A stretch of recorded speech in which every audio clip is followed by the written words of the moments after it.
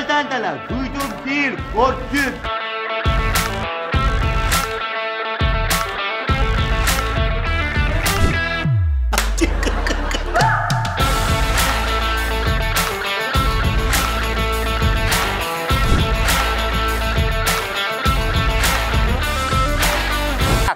Ha işte böyle gülüyordum.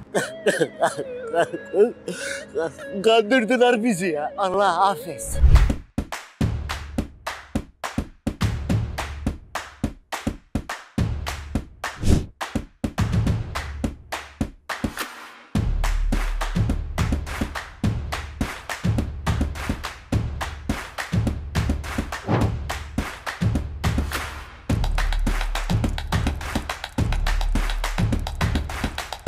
Benim burada metal atölyemi görüyorsunuz ama benim aynı zamanda seracı arkadaşlarım var. Seracı arkadaşlarım da bu propandan çok memnunlar ve aynı zamanda benim lokantacı arkadaşlarım var. Benim bir sürü arkadaşım var. Gördüğünüz gibi bu arkadaşlarım hepsi propandan çok memnun. Yani diyeceğim o ki demiri metali vıyıt keser.